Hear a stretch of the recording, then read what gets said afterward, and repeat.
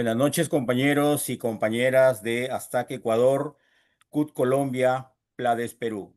Hoy día estamos en la cuarta sesión del curso Agroexportación y Recursos Naturales en la región andina. Estamos en esta sesión cerrando con un encuentro de presentación de trabajo de los participantes, trabajos que se han ido elaborando a lo largo del curso. Pero para mayor detalle dejo a la profesora Patricia Fuertes para que haga el uso de la palabra y explique el procedimiento a seguir el día de hoy. Profesora Patricia Fuertes.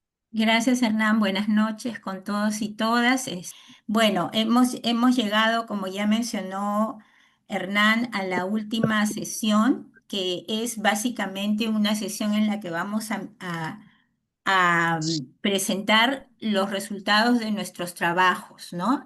En cada una de las tres anteriores sesiones cerrábamos con algunas preguntas que eran de ayuda para poder ir desarrollando nuestros casos nacionales, ¿no? Nos organizamos en grupos, cada país, que eran tres, había conformado dos grupos, porque por el tamaño de la clase, que somos varios, así era la mejor forma de organizarnos. Entonces, hoy día vamos a tener una sesión que tiene cuatro partes. En la primera les voy a presentar los objetivos y cómo vamos a trabajar en la sesión. En la segunda vamos a ver los casos nacionales, los que ustedes han ido armando. En la tercera parte de la sesión vamos a comentar y a discutir los casos. Y la última parte de la sesión es cerrar el curso con algunas reflexiones finales a modo de balance, ¿no? Sobre lo que hemos aprendido en el curso. Entonces, seguimos, por favor. El objetivo de esta sesión es presentar el conjunto de impactos del modelo primario exportador basado en la agroexportación en distintos niveles. Hemos estado hablando que los impactos de este modelo son en distintos niveles personales, societales, comunitarios, recursos naturales, etcétera, ¿no? Y el objetivo de hacer esta mirada de conjunto de todos esos impactos es que ustedes en grupos han identificado y van a presentar los impactos que el modelo de agroexportación ha tenido sobre recursos naturales, sobre los medios de vida, sobre las personas, mujeres, hombres, jóvenes, etcétera, sobre el empleo, sobre las comunidades, sobre los pueblos originarios y sobre otras actividades que se hacían en nuestros países, en nuestras localidades, en el marco en el que se desarrolló el modelo de agroexportación. Entonces, ese es el objetivo, revisar con ustedes lo que han identificado. ¿Cómo los vamos a presentar? Tenemos una hora, ahora es menos, tenemos algo así como 40 minutos para hacer las presentaciones. Las presentaciones tendrán una duración de 10 a 15 minutos y vamos a dedicar una hora o ya ahora ya 40 minutos al comentario y a la discusión de los casos presentados. Seguimos. Eh, la discusión de casos la vamos a hacer de la siguiente manera. O sea, en la primera etapa presentan los 6 grupos y en la segunda etapa los grupos de Colombia, o sea, los participantes de Colombia, los grupos de Perú, perdón, van a comentar y a discutir los casos que ha presentado Colombia. Atención, o sea, tienen que estar atentos los grupos de Perú a todos los casos, pero en especial en el de Colombia, porque les va a tocar comentar y discutir los casos de Colombia. Igual, los grupos de Colombia van a comentar y discutir los casos de Ecuador. Y los grupos de Ecuador van a comentar los casos o el caso de Perú. ¿Ya? ¿Está claro? Entonces, seguimos. ¿Qué, qué, qué vamos a preguntar o nuestros comentarios y la discusión la vamos a armar en función de estas tres preguntas en este sentido, ¿no? Estas cuatro preguntas. ¿De qué manera los cambios que se han identificado en el caso analizado, sea el de Ecuador, sea el de Perú, sea el de Colombia, tienen relación con la permanencia, la continuidad o el cambio del modelo extractivista, ¿no? O sea, y poniendo el énfasis en la cuestión de los recursos naturales, ¿no? La pregunta es, ¿se siguen identificando hoy las mismas tendencias que se vieron en el siglo pasado cuando había este modelo primario exportador o modelo extractivista? Hoy que se hace agroexportación en nuestros países, esa es la pregunta. Y luego que hagan un análisis comparativo, o sea, en una mirada de los tres países, ¿qué elementos comunes se identifican? ¿Hay algún componente que diverja entre los casos en la historia de esta zona andina, que somos los tres países, Perú, Colombia y Ecuador? O sea, ¿qué elementos en comunes hay o qué diferencias hay ya mirando a los tres? Y luego, ¿cómo han cambiado o se han ajustado los medios de vida? Y, por ejemplo, ¿cuál era el rol de las mujeres? ¿Cuál es el rol de los sindicatos en los nuevos escenarios que se enfrentan en los territorios analizados en donde hay incidencia de la agroexportación, ¿no? Y lo importante va a ser que señalemos elementos comunes y elementos diferentes en cada país, en cada experiencia analizada. Bien, entonces, eh, ya, esto es al final. Vamos entonces con las presentaciones. Buenas tardes a todos y todas. Vamos a presentar nuestro trabajo final, extractivismo y cómo afecta nuestras vidas. ¿En qué consiste el extractivismo? El extractivismo en Colombia se refiere a la explotación y extracción de recursos naturales, como minerales, el petróleo, gas y otros bienes primarios, para su exportación y comercialización en el mercado global.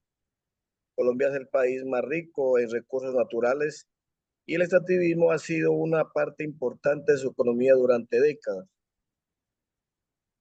Si bien es cierto, pues también ha generado unas críticas por sus impactos ambientales y sociales y económicos, especialmente en las comunidades locales donde se hace esta extracción. Lo más que nosotros en Colombia podemos decir que es el petróleo, el carbón, el oro, lo que más nosotros, esa parte del extractivismo de nuestro país. Siguiendo la segunda pregunta, tenemos, ¿en qué consiste el extractivismo en Colombia? El extractivismo en Colombia es un modelo de crecimiento económico que se desarrolla sostenible, aunque genera ingresos significativos y empleos. Su implementación ha generado debates y cuestionamientos debido a sus impactos ambientales y sociales y negativos. Si bien es cierto, el extractivismo en Colombia, para darle un poquito de explicación aquí, sí genera empleos, Ujú, pero para algunos, los que están cerca, pues donde hace extractivismo, para otros no.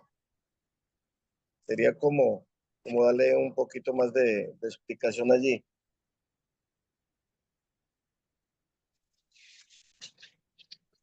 Tenemos la tercera pregunta que dice, ¿qué caracteriza al extractivismo en Colombia y Chile en términos de generación de empleo, situación de recursos naturales, medio ambiente, salud y distribución de beneficios generados? En estos dos países, Colombia y Chile, la generación de empleo, en ambos países el extractivismo genera empleo directo e indirecto en sectores como la minería, la agricultura y la explotación de recursos naturales. Sin embargo, la calidad y estabilidad de estas pueden variar dependiendo lo que se extrae y dependiendo pues también los recursos naturales. Colombia y Chile son ricos en recursos naturales como minerales, oro, carbón, cobre, etcétera, petróleo y gas. Solo la extracción de estos recursos es una parte importante de sus economías. Si bien es cierto, nosotros en Colombia lo que más pues es el petróleo.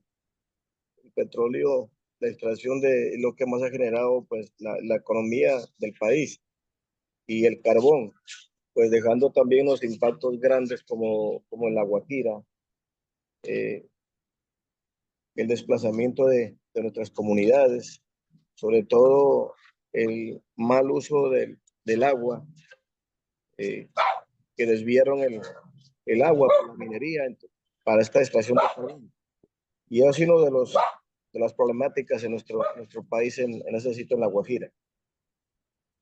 El medio ambiente. El extractivismo en ambos países ha tenido impactos ambientales significativos, incluyendo la desforestación, la contaminación del agua y el aire y la pérdida de la biodiversidad. En la salud, la exposición de sustancias químicas y metales pesados utilizados en la extracción de recursos naturales que han generado problemas en la salud y en las comunidades cercanas a estas áreas donde se hace la extracción. También la distribución de beneficios generados. La distribución de estos beneficios generados en ambos países por el extractivismo puede ser desigual, con una parte significativa de los ingresos quedando en manos de las empresas extranjeras o élites económicas locales, mientras que las comunidades cercanas a las áreas de extracción pueden recibir beneficios limitados, que es lo que hacen el empleo, la desforestación de nuestros campos, lo que la maquinaria para hacer este activismo hace el daño ambiental. Es lo que pasa pues, en estos dos países, Colombia y Chile. ¿Cómo ha sido el crecimiento de tu país? La economía colombiana ha experimentado un crecimiento variable a lo largo del último siglo. Ha habido periodos de expansión impulsados por la producción de café y el desarrollo de la industria, así como periodos de desalinización y volatilidad. Esto pues también ha generado un poco en nuestros medios de vida. En base a estos sectores ha decidido crecer Colombia. Colombia en la diversificación de productiva y exportaciones, como el café, que ha sido el motor inicial. A principios del siglo XX, el auge del café fue fundamental para catapultar a Colombia hacia la modernidad, impulsando la infraestructura del transporte, especialmente por ferrocarriles y comunicaciones, y los primeros intentos de manufactura.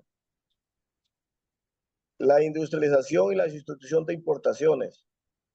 A mediados de los siglos XX, Colombia adoptó políticas de sustitución de importaciones buscando el desarrollo de la industria manufacturera para reducir la independencia de productos extranjeros. Esto lleva a la expansión de industrias como el textil, automotriz, química y petroquímica. La promoción de exportaciones no tradicionales. A partir de la década de 1960,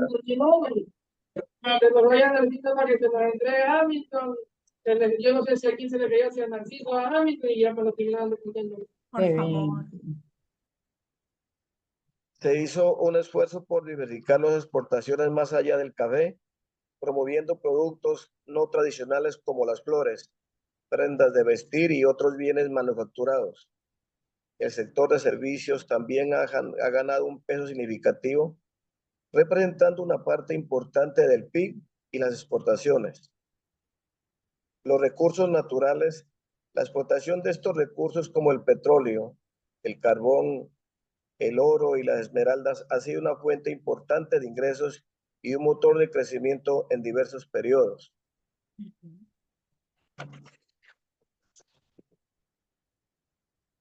Tenemos una línea del tiempo en la economía colombiana. En el 2006 tenemos el 6.7, en el 2007 el 6.7 y un bajón en el de 2008, 2009, bajando al 3.3 y el 1.1 en el Producto Interno Bruto del PIB. En los años 2010, en el 2011, tiene una subida. Y esto es un declive bastante hasta el 2020, donde en 2021 pues subimos al 10.8, bajando al 7.3 y hoy está en el 1.7. Es una línea de tiempo de la economía colombiana.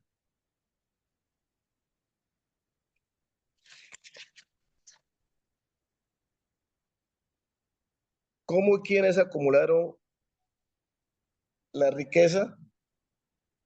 Los grupos Aval, la familia Sarmiento, fue uno de los conglomerados bancarios más grandes del país, con inversiones significativas en finanzas, en construcción e infraestructura. Luis Carlos Sarmiento Angulo es un referente de la acumulación de riqueza en el sector financiero y la infraestructura. Tenemos el grupo Gilinski, familia Gilinski, con Juan, fuentes en perdóname. Solo menciónalos porque no te quedan sino 4 minutos, dale, por favor, para que avances. el grupo Bolívar, el grupo empresarial antioqueño, el mercantil Colpatria Familia Pacheco Cortés, la organización Corona Familia Echavarría, Grupo Éxito, con familia Calle, Grupo Olímpica, Tenoquímicas. Paso en estos dos países, paso por el empleo, los salarios y los ingresos y la calidad de vida. El empleo, pues, la economía agraria, el empleo está dominado por el sector agrícola, especialmente en el cafetero. La industrialización y la urbanización, la apertura y desafíos, la apertura económica en los años 90 que trajo consigo una mayor competencia para la industria nacional, la estabilidad, el aumento de empleo formal durante las primeras décadas de los años 2000. Los salarios, salario mínimo real es una de las décadas, en el caso del salario mínimo experimentado incrementos que, como decíamos nosotros, en algunas empresas pues puede ser los mejores salarios donde se hace la extracción, pero pues no para todos. Hay comunidades que siempre tuvieron ese desplazamiento y no pudieron tener un salario. La calidad de vida en estos países. En Colombia ha pasado, es una economía predominante agraria con condiciones laborales precarias en una economía más industrializada y de servicios, con un aumento significativo en el ingreso de cápita y en la cobertura de servicios básicos. Sin embargo, el progreso ha sido desigual y el país sigue enfrentando desafíos estructurales en términos de informalidad laboral y desempleo, desigualdad de ingresos y acceso equitativo y oportunidades de servicio de calidad para todas sus explotaciones. El crecimiento de estos países ha jugado un papel importante en el crecimiento económico en Colombia. A lo largo del último siglo ha sido una fuente de ingresos, el motor de desarrollo, la infraestructura y generadores de divisas, pero también ha presentado desafíos como la volatilidad de los precios, la independencia económica y quizá lo más importante, los impactos ambientales y sociales. Tenemos el rol de los recursos naturales en el crecimiento económico.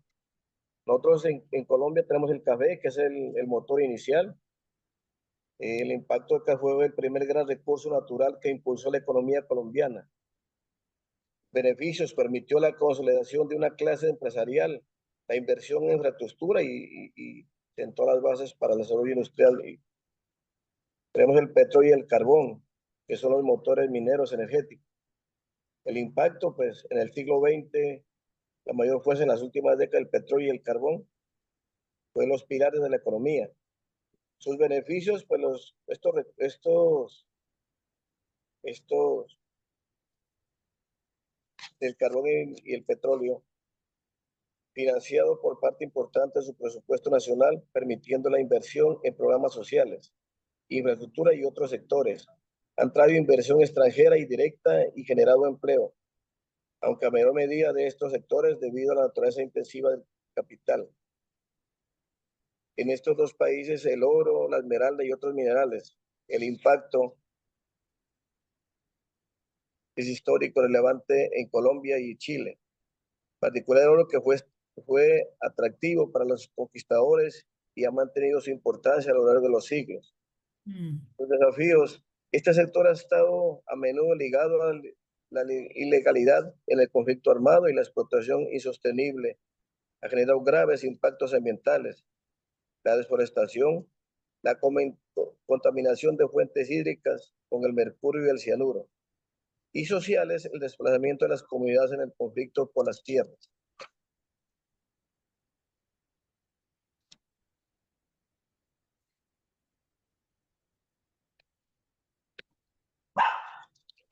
La biodiversidad y potencial verde. En Colombia es uno de los países más megadiversos del mundo, con una vasta riqueza en flora, fauna, recursos hídricos y ecosistemas. Si bien la historia se ha explotado su biodiversidad de manera sostenible para el crecimiento económico a gran escala, en las últimas décadas ha surgido interés por el crecimiento verde y la bioeconomía. Su potencial en Colombia es el turismo, la naturaleza, la agroindustria sostenible, la investigación biotecnológica y la generación de energías renovables. Pues también tenemos los desafíos, la deforestación, la contaminación en la degradación del ecosistema.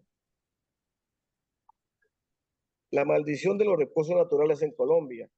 Algunos analistas discuten si en Colombia ha caído la maldición de los recursos naturales.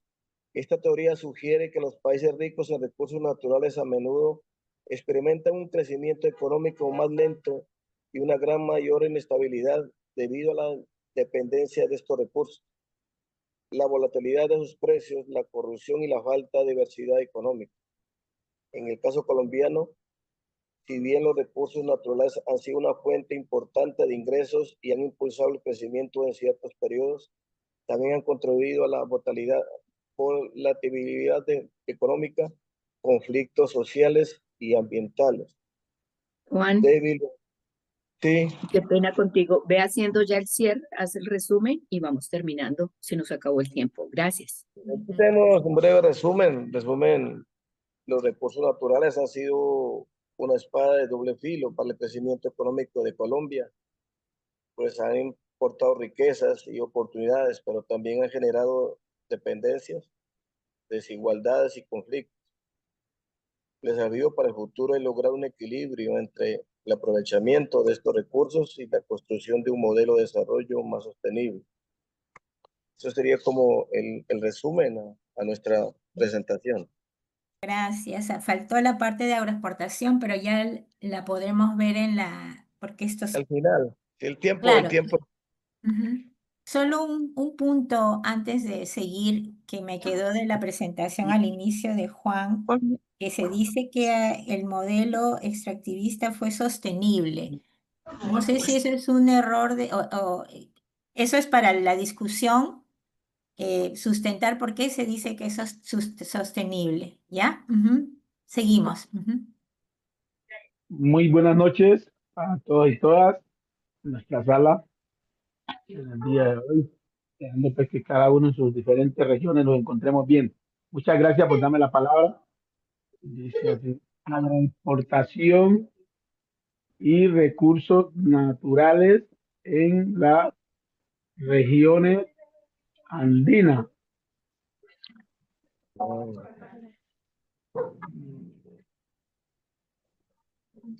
Medios de vida y un sistema de producción hace 50 años.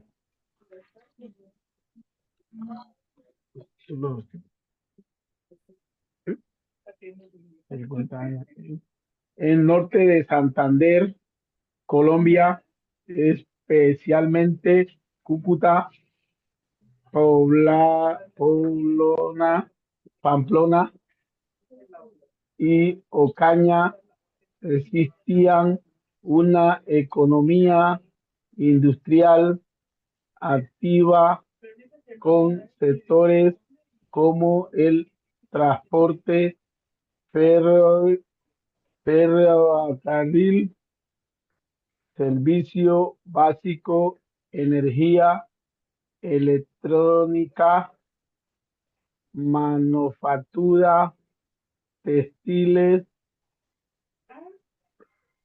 bebidas, alimentos, cerámicas, hierro fundido. La industrialización era vista como motor de desarrollo. Ujú.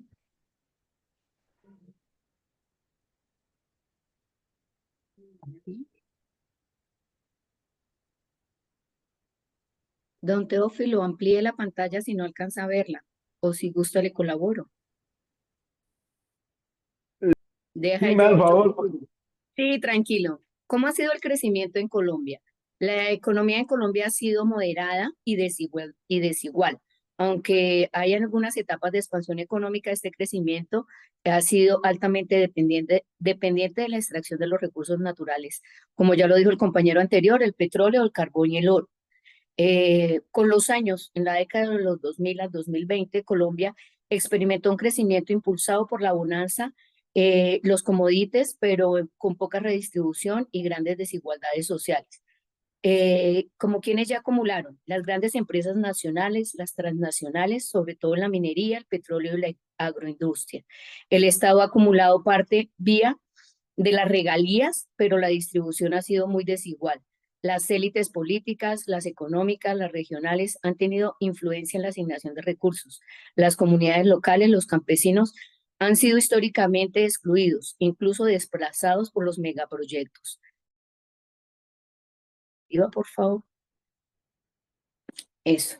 Dice, ¿qué pasó con el empleo, los salarios, los ingresos y la calidad de vida? El empleo bajó en sectores extractivos. La minería, el petróleo no genera mucho empleo directo.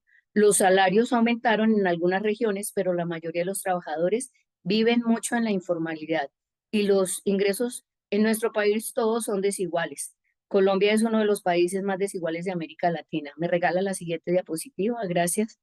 Dice, ¿cómo en el sector de agroexportación en tu país? En Colombia el sector agroexportador ha crecido significativamente en las últimas décadas, impulsado por el Tratado de Libre Comercio, la demanda internacional. Se produce principalmente la caña de azúcar en el Valle del Cauca, el café en el eje cafetero.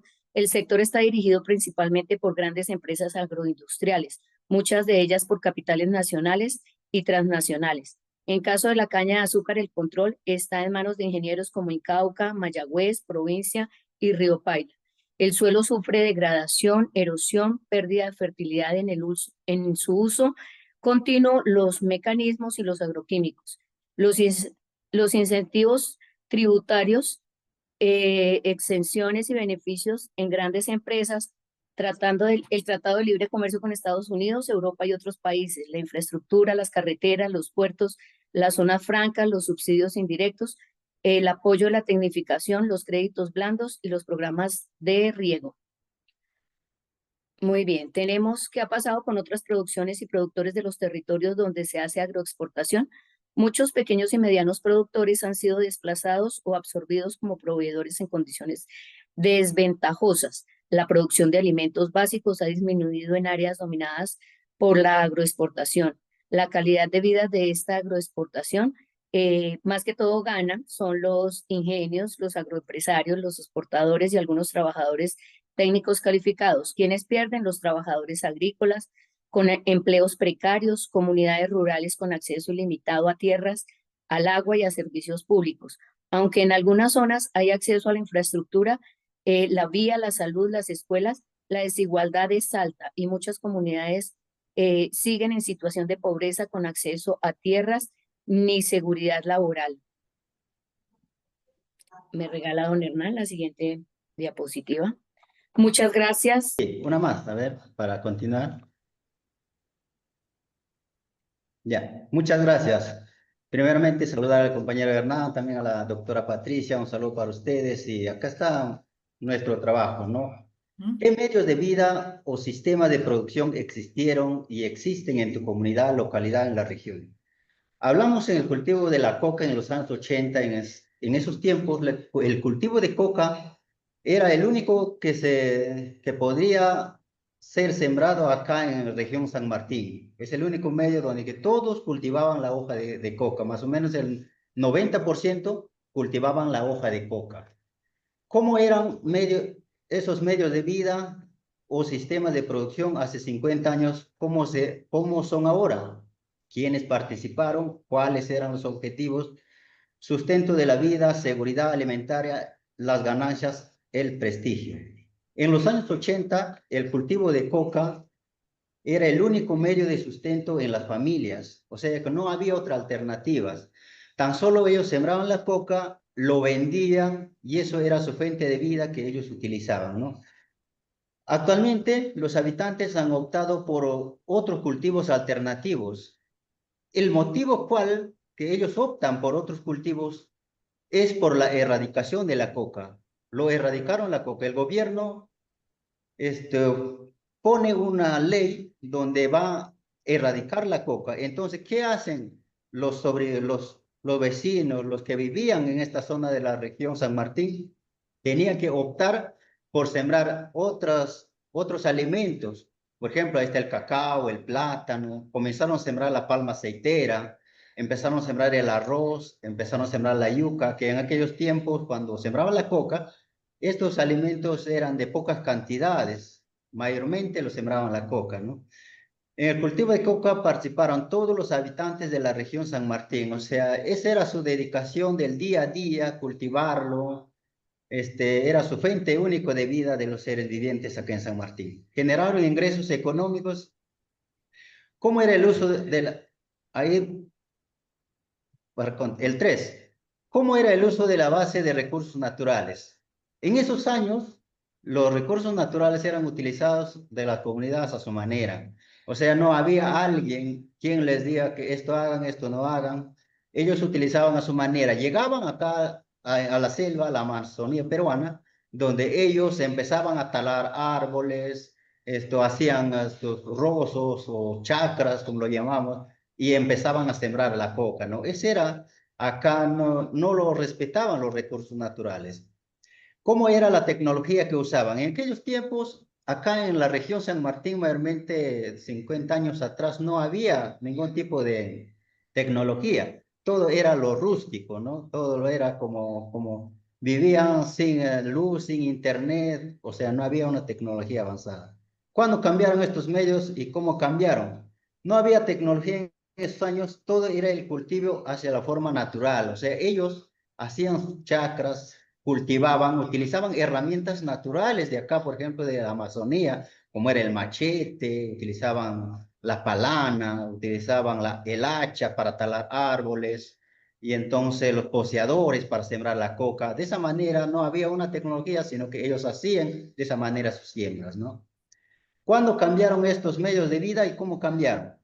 A partir del año 2000, inicia el Estado peruano a implementar cultivos alternativos. O sea, cuando ya el gobierno saca una ley donde que ya van a erradicar la coca, lo van a terminar la coca acá en la región San Martín, entonces el Estado, a cambio de sembrar la coca, empieza a dar productos alternativos, así como el cacao, la palma, el plátano, entonces, etcétera. Son diversas cultivos ya de ese momento que empieza a sembrarse acá en el Perú.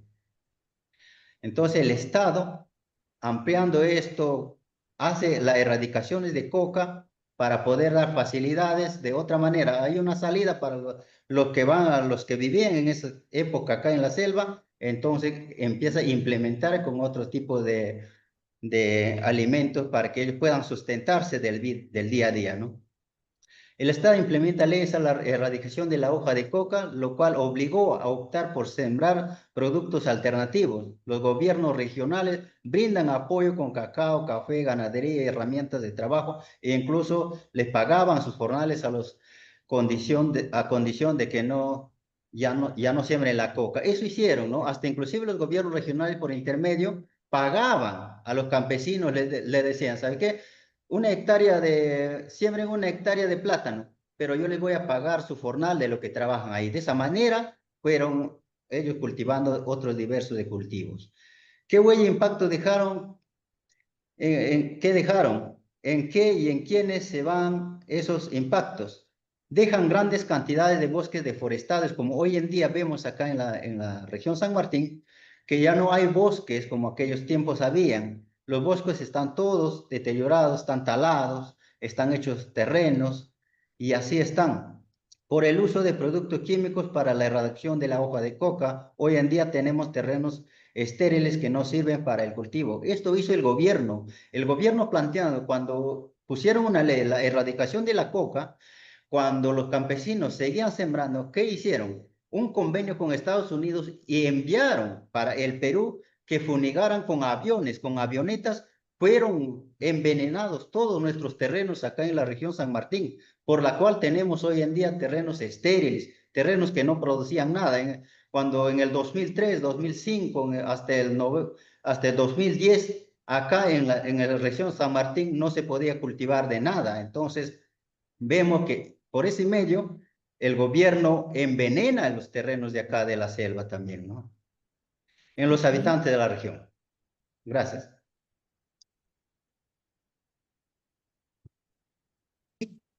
Compañero. Bueno, compañero, sí, en esta parte me toca, buenas Gracias, noches. Igor.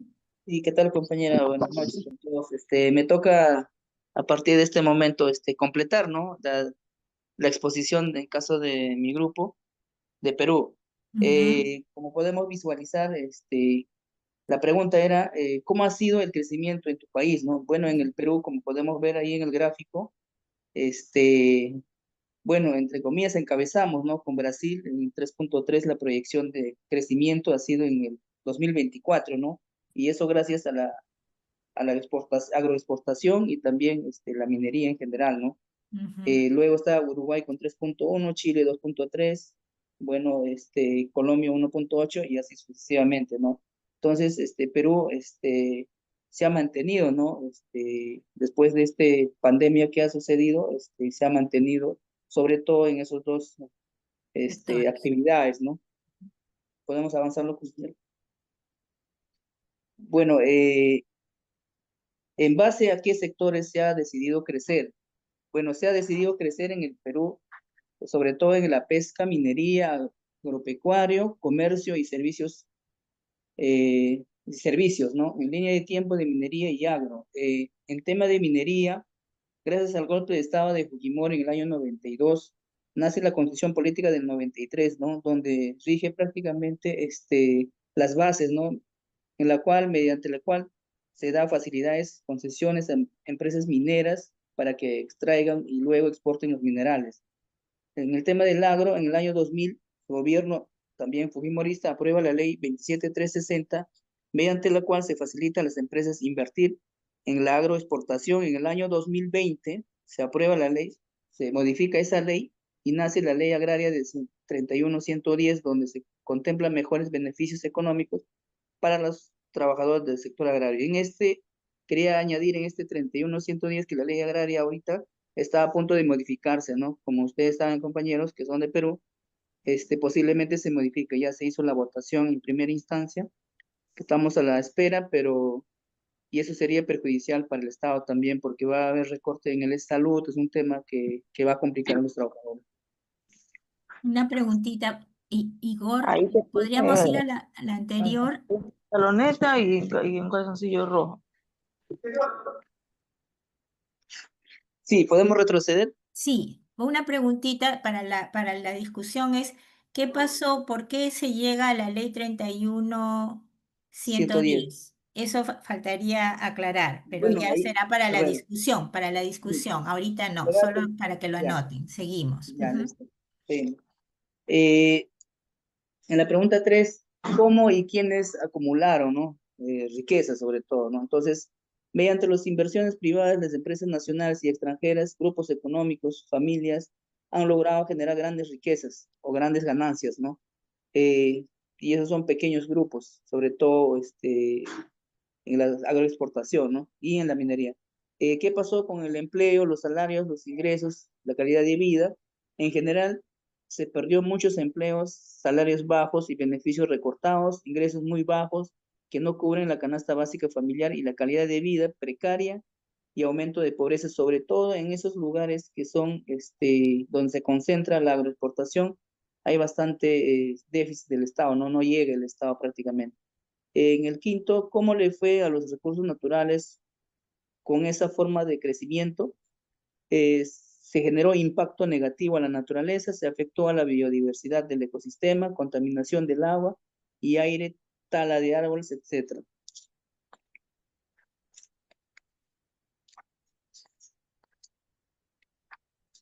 Bueno, ¿cómo es el sector de agroexportación en tu país? La agroexportación en el Perú es un sector dinámico que contribuye significativamente al crecimiento económico del país. En el año 2024, las agroexportaciones peruanas alcanzaron un récord de más de 12.000 millones de dólares con un crecimiento de 22.1 respecto al año anterior.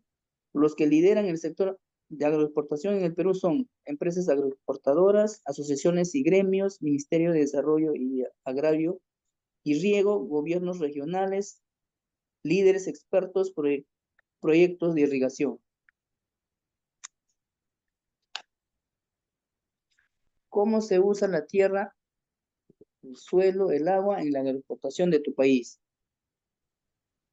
La tierra en el Perú se utiliza de manera intensiva para la agroexportación, especialmente en regiones como Ica, Piura y La Libertad. Las empresas agroexportadoras en Perú utilizan tecnologías modernas de riego, como el riego por microaspersión, lo que les permite optimizar el uso del agua y aumentar la productividad. Grandes extensiones de tierras pertenecen a un pequeño grupo de empresarios agroexportadores.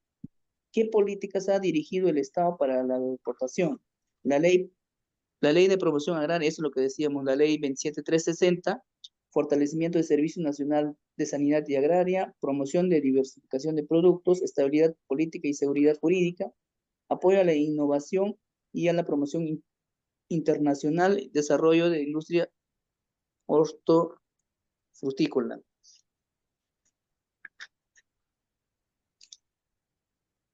¿Qué ha pasado con los recursos naturales, paisajes? Hay escasez de agua en algunas regiones, en la selva se ha deforestado grandes extensiones de bosques, tala de árboles, en la sierra hay mucha contaminación de ríos por la minería. ¿Qué ha pasado con las otras producciones y los otros productos en los territorios donde se hace la agroexportación? Con el pasar del tiempo se ha reducido a lo mínimo las otras producciones, los otros productos han vendido los otros productores han vendido sus terrenos a las empresas agroexportadores y luego han migrado a otras regiones, ¿no? De hecho, las personas han sido despojadas, por no decirlo, de sus terrenos, ¿no? Que lo utilizaban para su producción familiar. ¿Cómo es la calidad de vida de la gente en las zonas donde hay agroexportación? ¿Quién ha ganado y quiénes han perdido con la agroexportación? Si bien es cierto, hay empleos temporales, en general hay pobreza, falta de agua potable, el Estado siempre saca leyes a favor de las empresas agroexportadoras y así perjudica a las familias del sector agrario. Los que han ganado son las grandes empresas agroexportadoras, los que perdieron son los pequeños productores, las comunidades campesinas, comunidades nativas y los trabajadores del sector agrario. Muchas gracias. Muy bien, muchas gracias a los dos expositores por Perú. Muy bien, buenas tardes con todos compañero Hernán y todos los compañeros que están en este grupo, en las capacitaciones, en el tema agroexportación y recursos naturales en la región andina. Acá estamos integrados por Fran Castillo Mendoza, el grupo, José Calle Jucahuanca, Sabrina Campos Yangua, Leder Balcázar Rentería, Jonathan Navarro More, Santos Navarro Viera, Junior Peralta Otero, Luis Ramírez Zapata, Juan Viera Cruz y mi persona Marvin Rufino Montero. Tenemos en la tarea 1 qué medios de vida y o sistemas de producción existieron y existen en tu comunidad, localidad o región.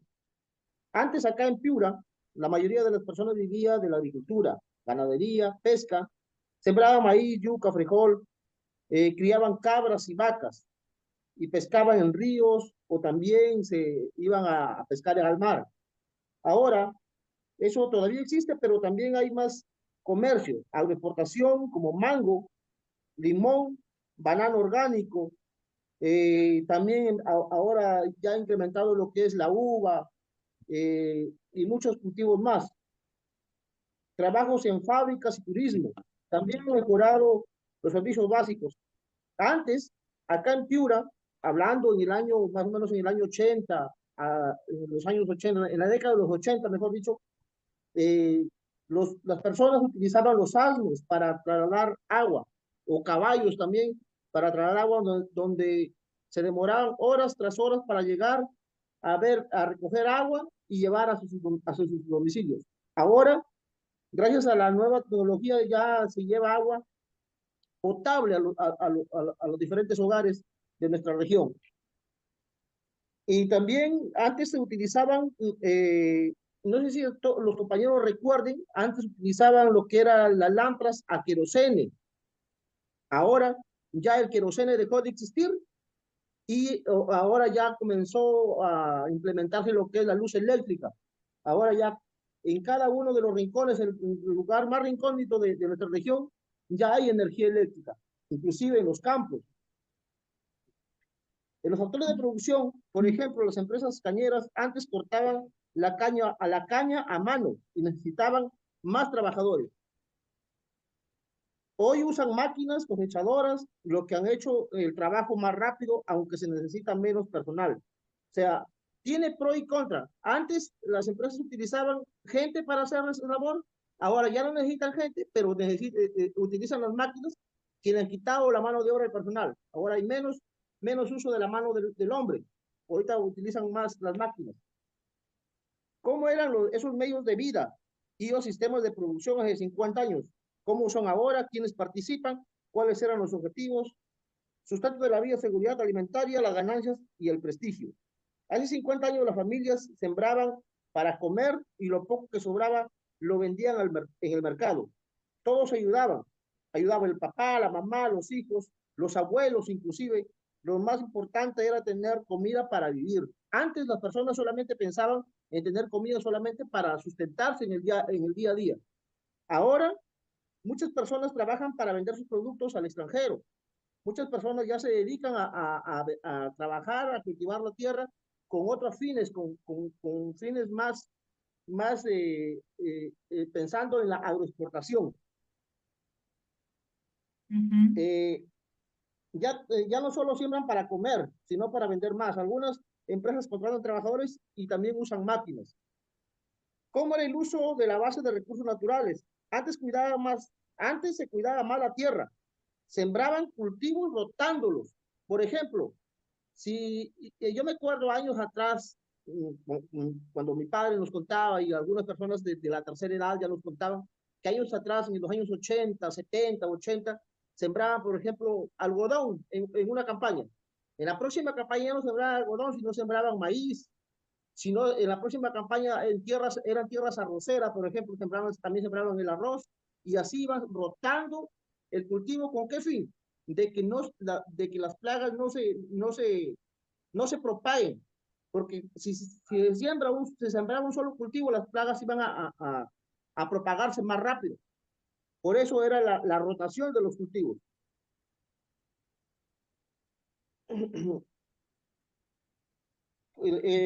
¿Cómo era el uso de los recursos naturales? Antes, como lo decía, antes se rotaban los cultivos. Hoy, y se usaban, mire, anteriormente, se usaba el riego artesanal, como era el riego por canales, por acequias. Ahora ya utilizan lo que es el riego por goteo, el riego por aspersión, en fin, una infinidad de distintos, ya se han aplicado un poco más a la tecnología moderna. ¿Cómo era la tecnología que usaban? Antes usaban herramientas simples como palanas, las lámparas, las yuntas, y regaban a mano. Ahora usan tractores, máquinas para fumigar, riego, por goteo y hasta drones para poder revisar las plagas de los cultivos, drones también para aplicar los cultivos. Y eso ha ido mejorando con el transcurrir del tiempo. ¿Cuándo cambiaron estos medios de vida? ¿Cómo y cómo cambiaron? Comenzaron a cambiar hace unos 30 años atrás. Hace unos 30 años atrás, estamos hablando ya del año 2000 hacia adelante.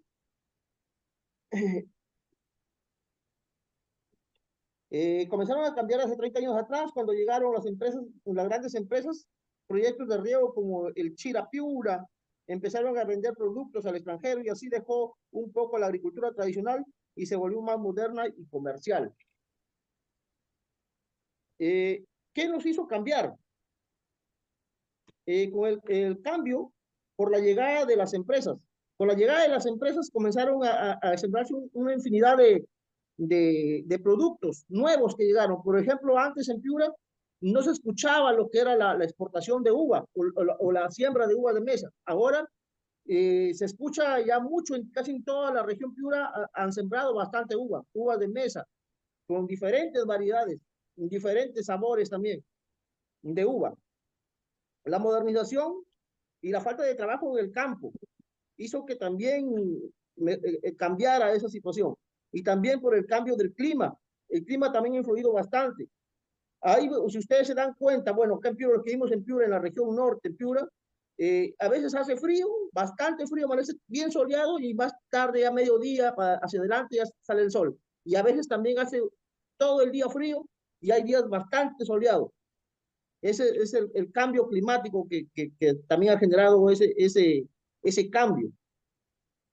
También influyeron los tratados de comercio con otros países. ¿Qué huella impactó? ¿Qué huella impactó, perdón? Impacto dejaban, qué huella, impacto dejan y en quiénes se ven esos impactos. Antes, el impacto era pequeño, la tierra no se dañaba tanto y había más unión entre las familias.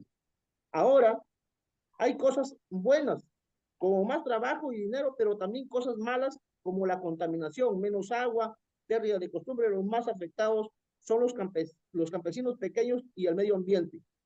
Yo recuerdo antes, cuando yo conversaba con personas de la tercera edad, y decían que antes las tierras no las abonaban con fertilizantes, utilizaban materias orgánicas para abonar. Ahora, a medida de que ha comenzado a cambiar la situación ya a la modernización, utilizan bastantes agroquímicos, bastantes fertilizantes, y que poco a poco eso va dañando a la tierra. Y eso es lo que anteriormente lo hacían nuestros antepasados. En la tarea 2 voy a dejar en la palabra a mi compañero Juan Viera Cruz. Él va a exponer la tarea 2. Compañero Juan, si estuvieras escuchándome, por favor. Sí, compañero Marvin, gracias. Buenas noches ahí con todos los compañeros del hermano país de Ecuador y Colombia, para el compañero Hernán y la profesora ahí. Voy a tratar de resumir lo más breve que sea posible este temita, porque ya creo que nos gana la hora. Exacto, ya estamos, solo quedan 4 minutos. Ya. ¿Cómo ha sido el crecimiento en tu país? En el Perú ha crecido usando mucho sus recursos naturales, como los minerales, el gas, los cultivos de exportación. Se ha ganado dinero, pero ese crecimiento no ha llegado a todos por igual. Algunas personas se han beneficiado más que otras. Dice, en base a los sectores se ha decidido crecer. Haz una línea de tiempo. Se dice que empieza en el modelo económico basado en exportar recursos naturales. Se abre el país a las empresas extranjeras.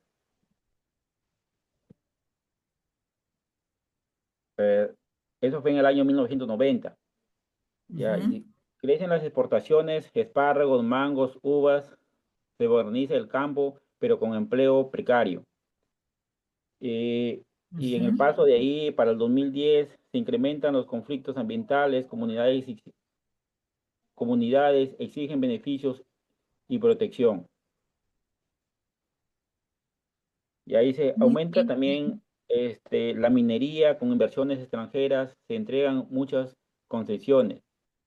Se promueven grandes proyectos energéticos, surgen conflictos por uso de agua y tierras.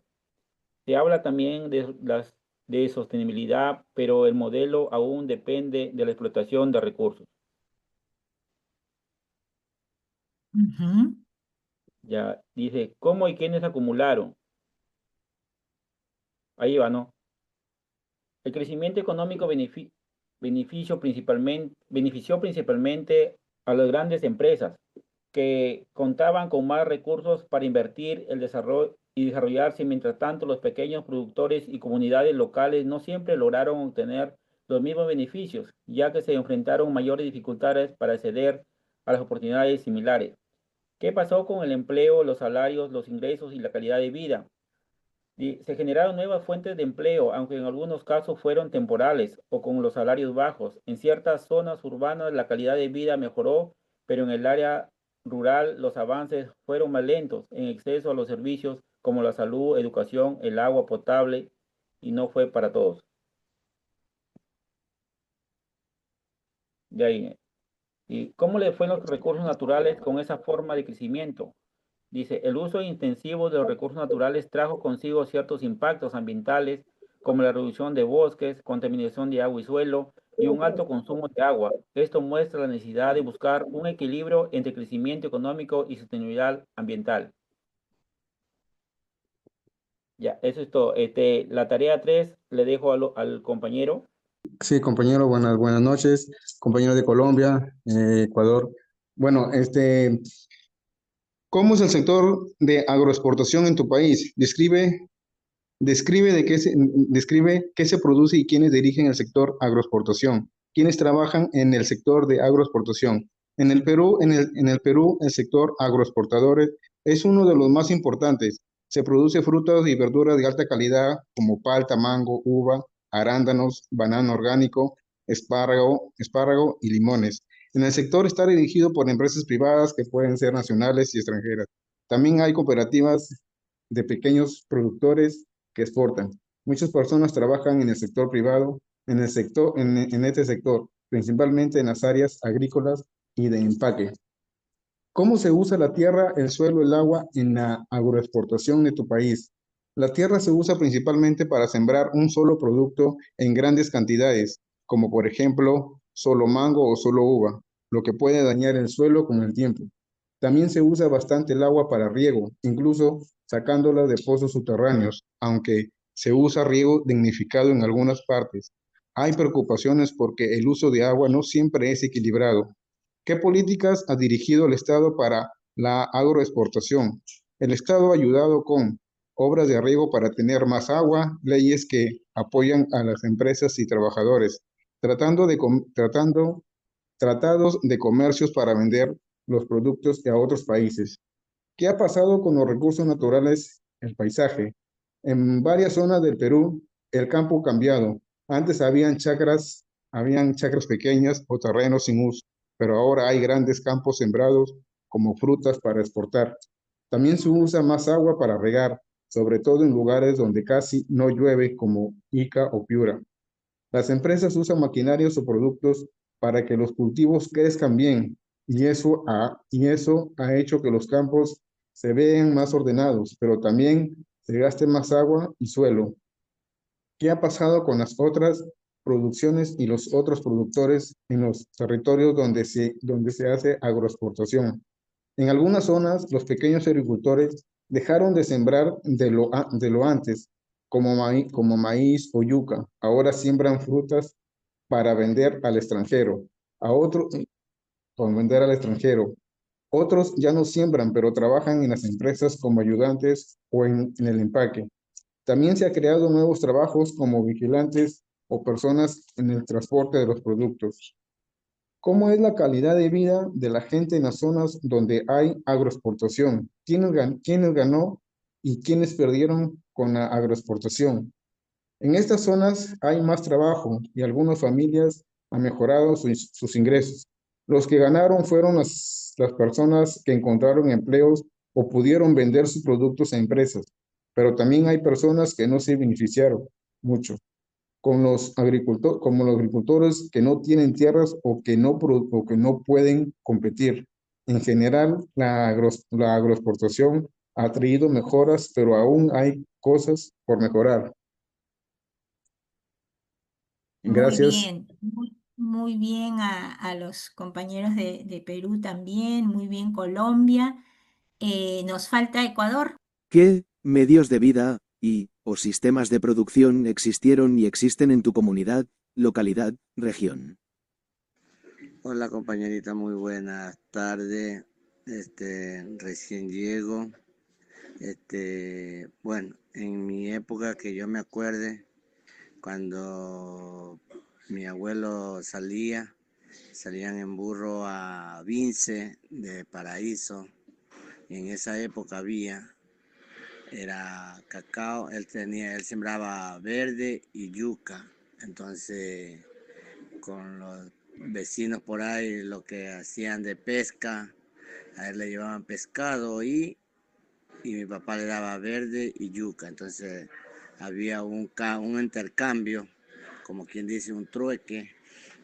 Y a la edad de 12 años yo emigré para Ventana. Entonces ya en esa época se abrieron caminos para llegar a transporte.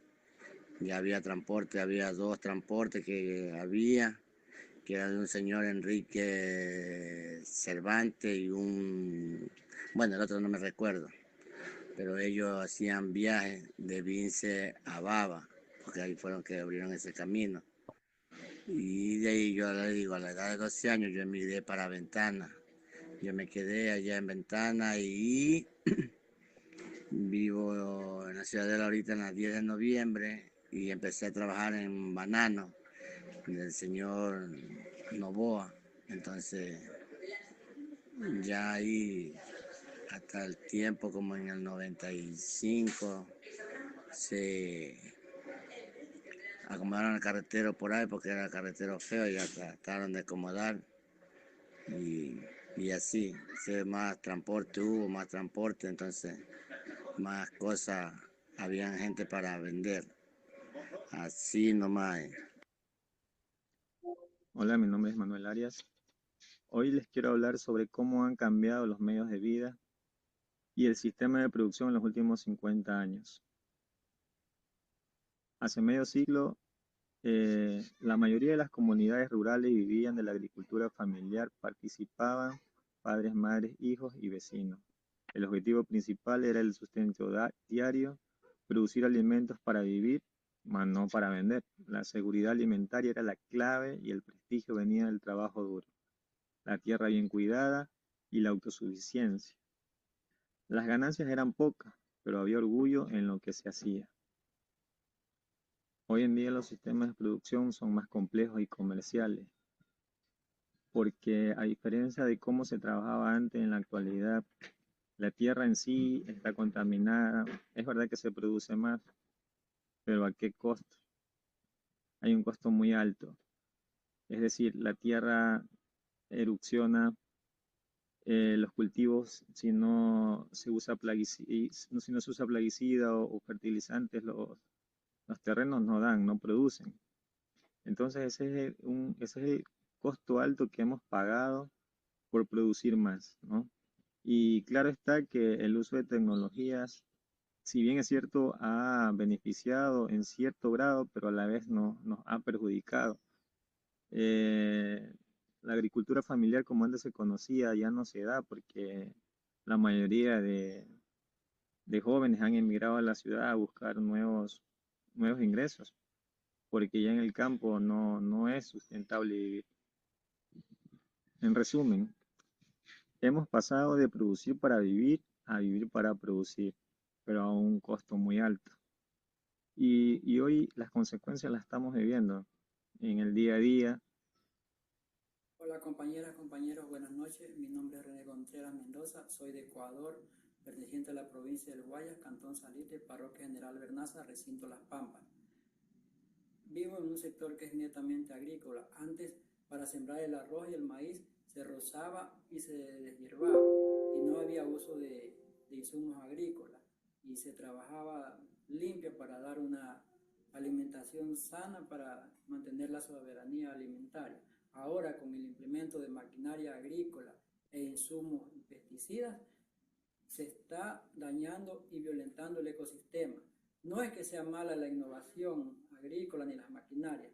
Ahora con el uso de los drones se están fumigando con químicos muy fuertes los humedales, los ríos, los lagos, y están dañando y haciendo un mal al ambiente y al planeta, haciendo una violencia ambiental contra la naturaleza. Y eso no es bueno y debemos hacer conciencia para mantener la soberanía alimentaria limpia. No es que sea malo las máquinas ni los insumos, sino que no se está haciendo ni concientizando para hacer el debido uso de toda esa tecnología que hay ahora. 4. ¿Cómo era la tecnología que usaban? Mi nombre es Mauricio José Cortez Almeida. Soy de Ecuador y pertenezco al sindicato de Rama Aztac. Vivo en el recinto San José, en la isla de Bejucal, Cantón Baba. Mis abuelos trabajaban la tierra con mucho esfuerzo. En ese tiempo, la agricultura dependía en gran medida de la fuerza humana. Se utilizaban herramientas simples como la hoz, el rastrillo y el machete para labrar la tierra, y también se empleaban el chicote para desgranar el arroz y el pilón de madera para pilarlo. Todo se hacía a mano, sin maquinaria, con jornadas largas y bajo el sol. Además del arroz, se cultivaba maíz, yuca, plátano y cacao. El transporte de los productos se hacía a lomo de burro o en canoa por los esteros. No había acceso a tractores ni sistemas de riego modernos. La vida era dura, pero se vivía con dignidad y en comunidad. Las mingas eran frecuentes, y el trabajo colectivo ayudaba a levantar cosechas y construir caminos o viviendas. 5. ¿Cuándo cambiaron estos medios de vida? ¿Cómo cambiaron? Las comunidades dependían mucho de la agricultura de pequeña escala, con cosechas destinadas principalmente al consumo local. No existían grandes infraestructuras de transporte ni acceso fácil a mercados internacionales, por lo que los agricultores estaban limitados a las demandas de su entorno inmediato. Con el tiempo, la revolución industrial y el avance tecnológico cambiaron completamente este panorama. Aparecieron nuevas herramientas, maquinaria pesada, y sobre todo, los métodos de cultivo más intensivos que permitieron aumentar la producción. La globalización permitió que los productos agrícolas llegaran a mercados internacionales, lo que abrió nuevas oportunidades para los productores.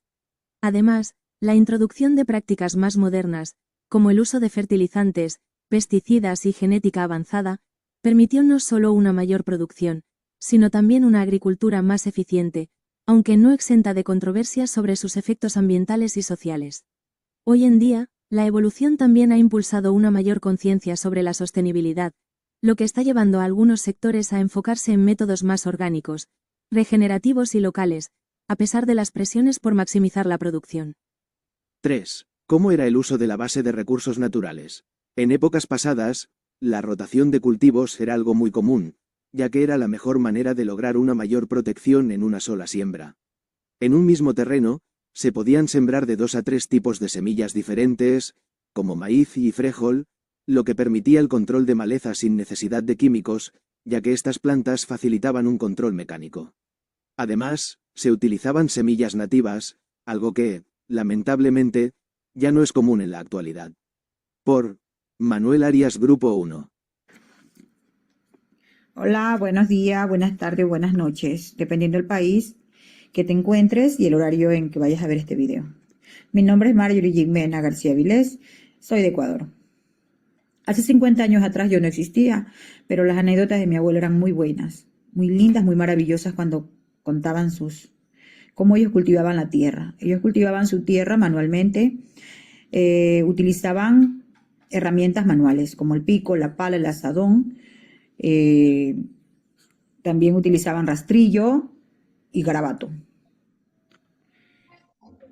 ¿Con qué fin ellos utilizaban todo esto?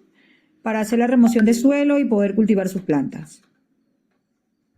Y por llevar un mejor producto de calidad a su mesa. Todo era más sano, todo era saludable, el aire no era contaminado, el agua no era contaminada. Las amas de casas crecían sus animalitos libres. Las alimentaban con desechos de cocina, con granos que se utilizaban, que sembraban y guardaban para poder alimentar sus animalitos. Al servirse ese animalito, la carne era más magra, era más consistente, llena dice uno, de nutrientes buenos para tu cuerpo. Nutría tu cuerpo. Las amas de casa cocinaban en ollas de barro, en cositas de mate. Yo por aquí también conservo algunas de mate. Ollitas de barro, cocinaban las abuelitas en ollitas de barro. Yo tengo muchas todavía porque las amo, me encantan, me encanta la vida casada. No sé si en esos tiempos yo existía en otras vidas. Tal vez soy almita vieja. La grasa que salía de los animales, ellos la utilizaban para los alimentos en la cocina. No es como ahora que esos aceites todos están apagando nuestras células, ahogando nuestras células. Hoy en día, el hombre, por hacer dinero rápido, no le importa destruir el suelo, no le importa destruir nuestra casa común. Ha contaminado todo. El aire, la tierra, la está matando. Matando el microorganismo que hay en nuestros suelos. Bueno, les voy a hablar sobre la concentración de las riquezas en el Ecuador. Exacto. En 2025, solo el 1,7% de la población ecuatoriana, porcentaje de la clase alta, unas 2.877.000 personas, estas familias generan $12.50 por cada dólar que produce una familia de bajos recursos. Origen de las riquezas. El 45% proviene de riquezas heredadas, tierras, negocios familiares y propiedades. El 30% son profesionales altamente calificados. El 25% han creado negocios exitosos, especialmente en la exportación. Guayas y Los Ríos, según datos del 2024, estas tres provincias concentran el 47% de la población nacional.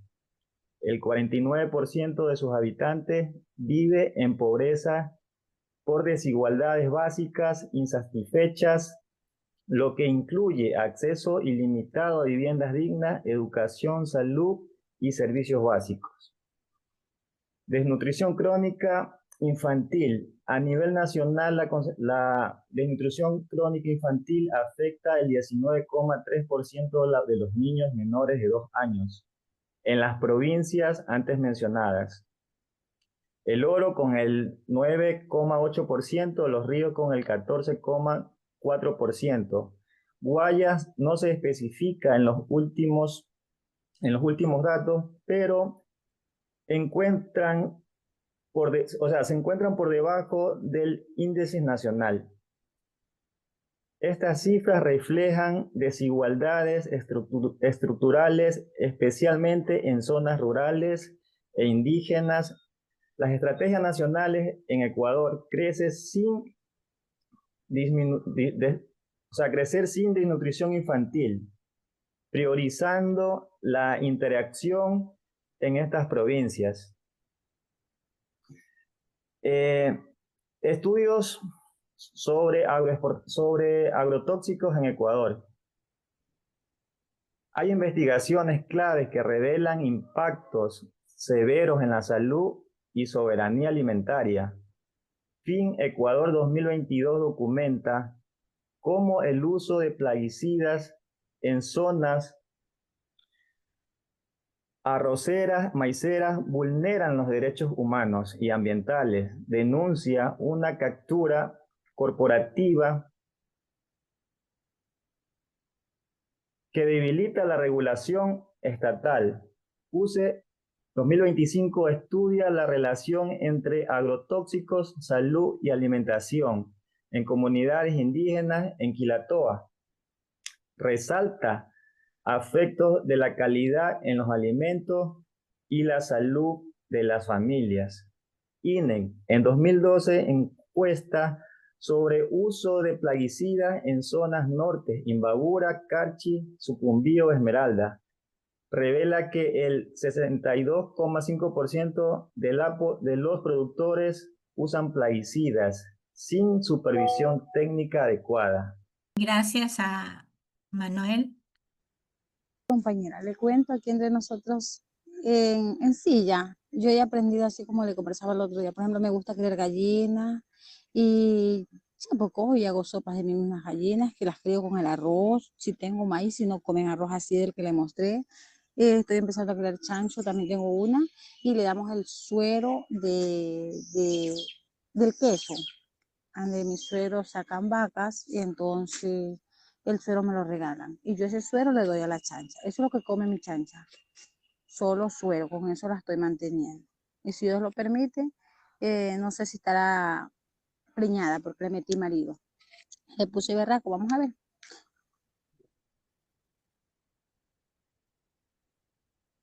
Mi nombre es Sara Irene Vera Fajardo. Con respecto a la pregunta de quiénes ganan o quiénes pierden en la agroexportación, quienes ganan son las grandes empresas o élites, ya que ellos son los que explotan nuestros recursos naturales, afectando a nuestros trabajadores cada día más con un salario injusto, ya que muchos de ellos no conocen de sus derechos laborales. A los habitantes de nuestras comunidades rurales, porque no pueden hacer sus sembríos de arroz, maíz, cacao, como lo hacían antes con materia orgánica, por las plagas y los químicos que se utilizan hoy en día. Es hora de concientizar, de cuidar nuestro medio ambiente, de nuestro ecosistema, porque es el futuro de nuestros hijos. Sé que es algo difícil, pero no imposible. Muchas gracias.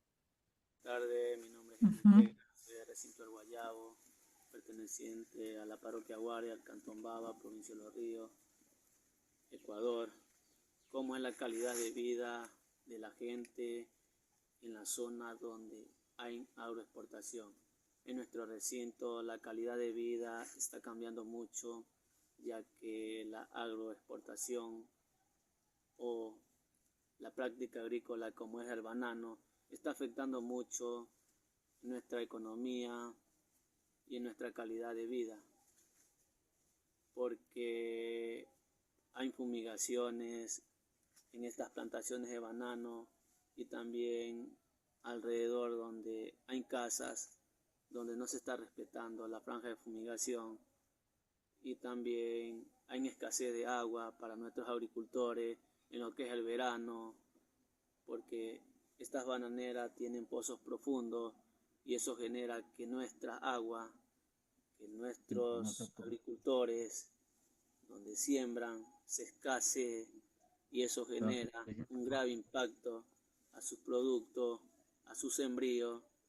Entonces nos afecta muchísimo a nuestra calidad de vida y también estamos siendo contaminados, nuestros ríos están siendo contaminados, nuestros humedales están siendo rellenados para estos sembríos, entonces están destruyendo nuestro ecosistema.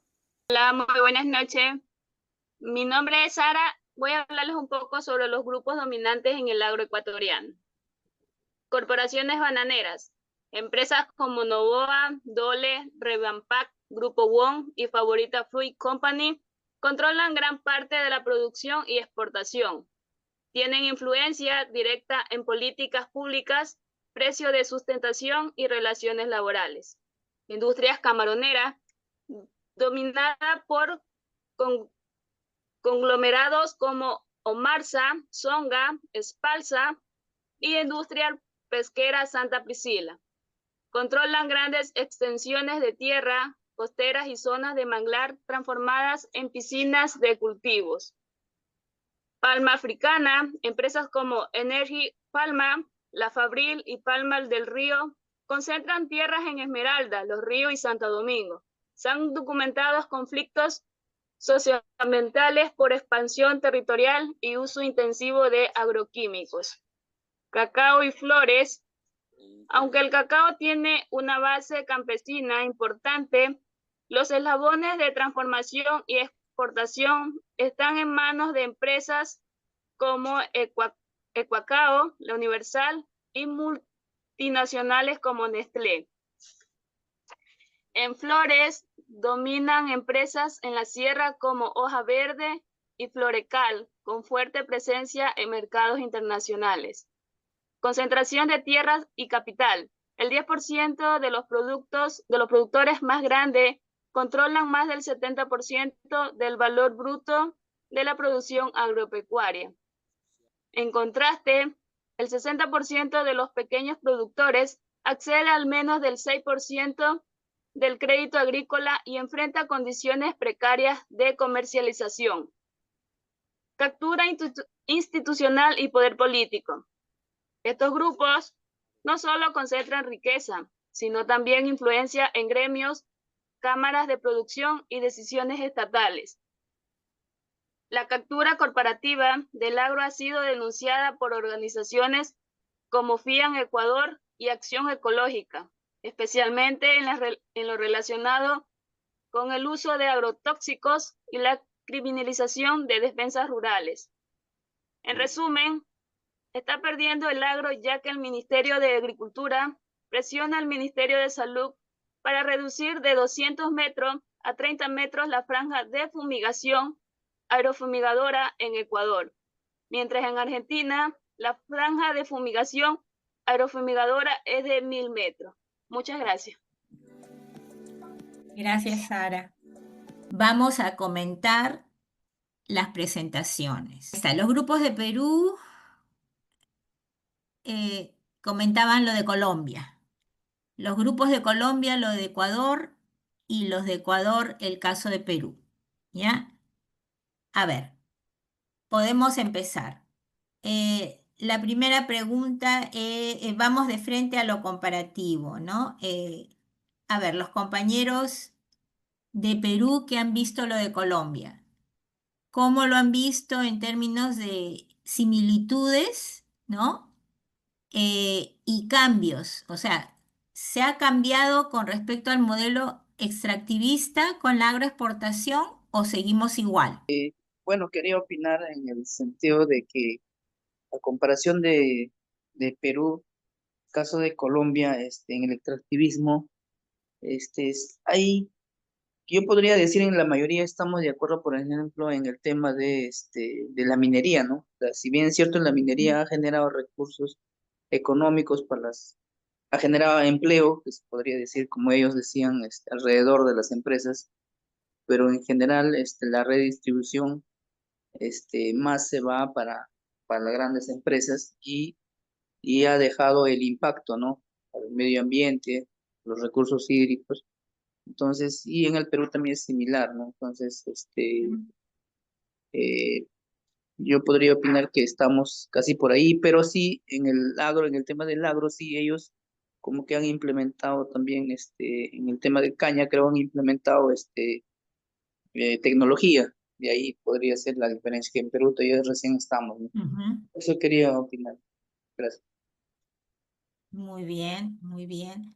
¿Alguien más de Perú que quiera comentar lo de Colombia? Sí, compañera, buenas noches con todos. Bueno, creo que las realidades de los países, si somos países vecinos, son similares.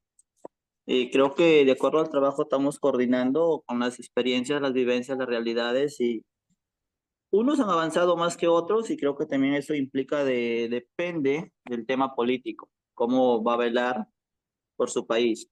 En el Perú, el extractivismo, lo que es la minería, que no la hemos tocado nosotros porque gracias a Dios en la zona norte no tenemos minería. Sí hubo una empresa minera acá instalada, que fue la Manhattan, incluso en Tambo Grande, la cual gracias a los pobladores, agricultores que defendieron en esa época sus tierras, pues prácticamente la terminaron retirando de esa zona.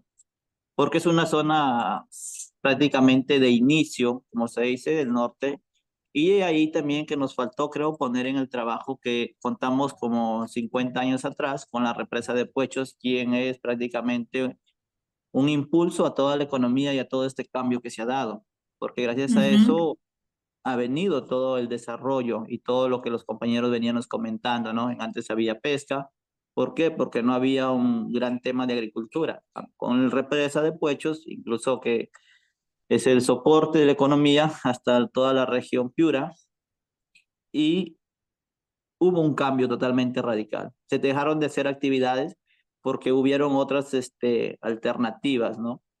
Y es ahí donde viene prácticamente economía, como decían, igual, que no ha sido para todos iguales, Muy pero sí ha mejorado. importante, muy importante.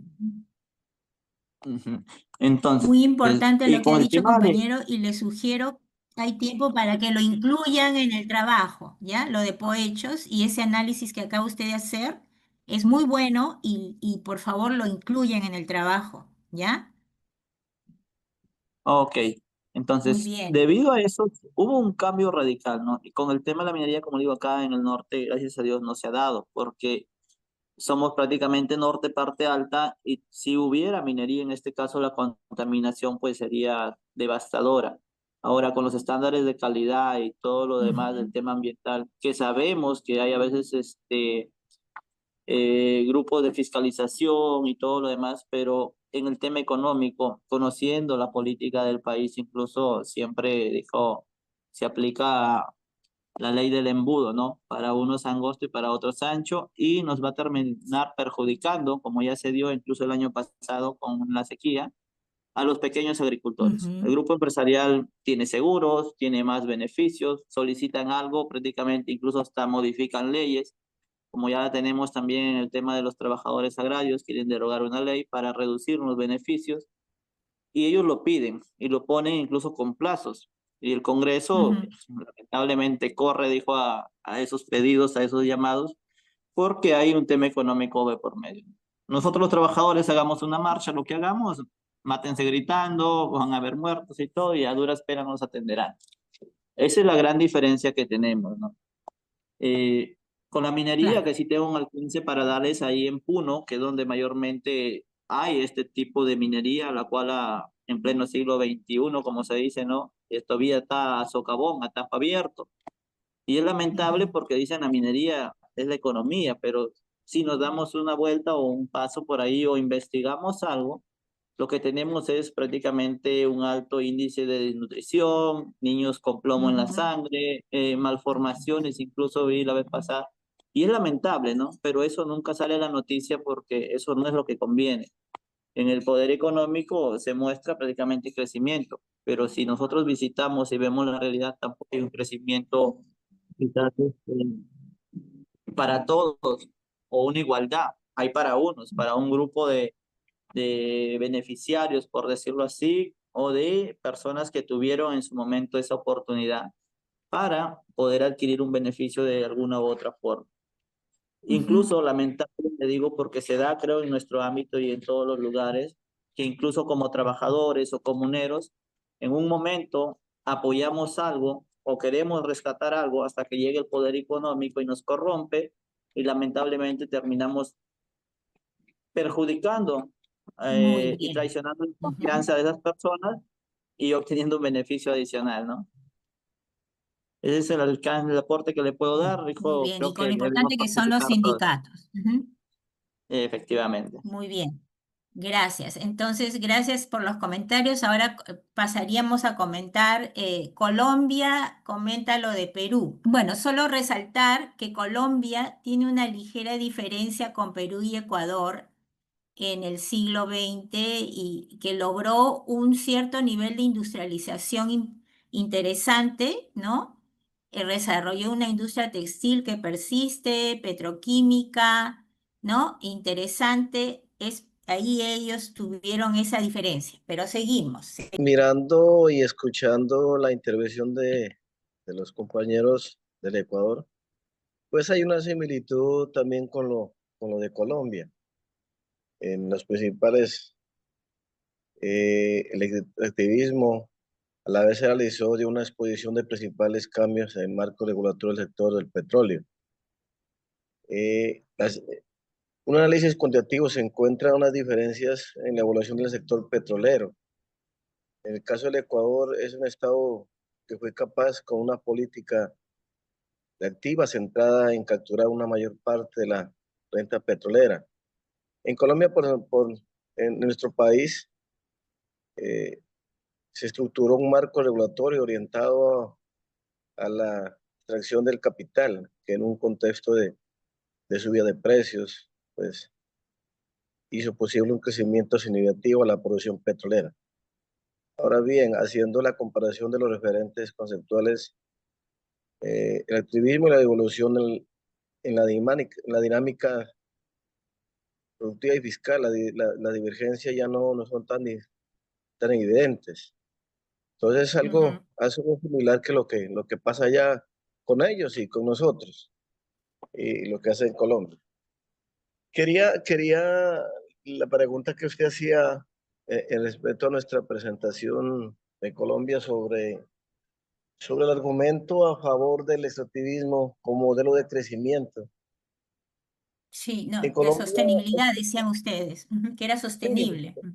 sí, es algo, pues, es como particular, no sé si en Ecuador y en el Perú vemos que la explotación de recursos naturales de petróleo, el carbón y los minerales genera ingresos significativos al país, contribuyendo al Producto Interno Bruto, permitiendo la inversión en otros sectores, pues como el empleo, como lo decíamos hace un rato, el empleo, la actividad extractiva crea empleos directos e indirectos, pues aunque a menudo estos empleos son algunos pocos calificados y en otros, pues vaivenes del mercado internacional.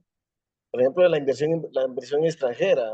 El atractivo del sector extractivo atrae inversión extranjera directa, lo que puede impulsar el desarrollo económico del país. Eso es como lo que da a favor el modelo de crecimiento. En la infraestructura, la necesidad de infraestructura para la explotación y el transporte de recursos naturales que puede generar desarrollo en las zonas a menudo las que están más aisladas. Eso es como lo que usted preguntaba hace un rato, que se ve que es a favor en Colombia el extractivismo como modelo de crecimiento, pero el empleo, la inversión extranjera, la infraestructura. Pero lo demás, pues ya lo habíamos explicado, es el impacto que genera el extractivismo, que son los desplazamientos de las comunidades, el impacto ambiental, el conflicto social, y el conflicto social, pues lo más que vemos que son las actividades extractivas a menudo generan conflictos locales y sobre todo, pues cambia la vida en la cultura también y las comunidades que viven cerca de donde hay esta extracción, sobre el oro, sobre el carbón. Y hacía referencia hace un rato sobre nosotros lo que pasa con las minas de carbón en La Guajira, cómo las comunidades han sufrido, sobre todo por el agua, porque desviaron el agua hacia las mineras, y esa es la problemática que tenemos hoy en el país. Este gobierno hoy ha querido mejorar su calidad de vida en estas zonas, pero pues también ha tenido unas contrariedades en el Congreso y ya ustedes lo han escuchado. Sería como el aporte y aclaración a su pregunta hace un rato. ¿Cómo se Sí, debe? ahí compañero, para que corrija, para que mejore la presentación, entonces ustedes se estaban refiriendo a que es sostenible económicamente, pero ambientalmente no es sostenible. Y por lo tanto en el largo plazo no va a ser tampoco económicamente sostenible. Entonces, hay que diferenciar la sostenibilidad económica de la sostenibilidad ambiental, pero que tienen que ser nutridas, se nutren mutuamente. O sea, en el largo plazo, probablemente si se deteriora toda la base de recursos naturales, ya no se va a poder seguir explotando el modelo a través del modelo extractivista, ¿no? Eso tienen que mejorar en la presentación, diferenciar a qué se referían por sostenible, ¿ya? Muy bien. También quería darle paso entonces a Ecuador comentando lo de Perú, ¿no? Adelante. Yo voy a comentar algo puntual, ¿no? Me pareció interesante la iniciativa que tuvo el gobierno del Perú en cambiar, obviamente, los cultivos de coca y incentivar a la población para que cultiven otros productos alternativos. Pero si bien es cierto, suena bonito, ¿no? Pero quisiera saber por compañeros de allá si esto se llegó a desarrollar en su totalidad o en ciertos sectores, ¿no? Y si se sabe en la actualidad sobre las fumigaciones, si hay afectaciones en la población o algún tipo de, no sé, de daños, ¿no? Colaterales. Eso es lo que yo puedo aportar.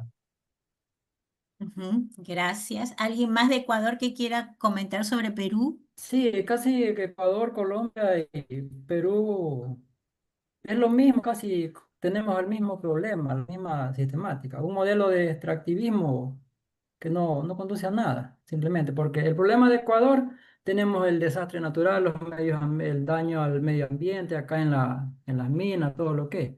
En el caso de Perú, antes no permitieron que las grandes empresas y los grandes grupos de poder permitieran eso. En cambio, acá en Ecuador se le está dando paso a los grandes grupos de poderes para que sigan con ese modelo extractivismo, que no conduce a nada bueno.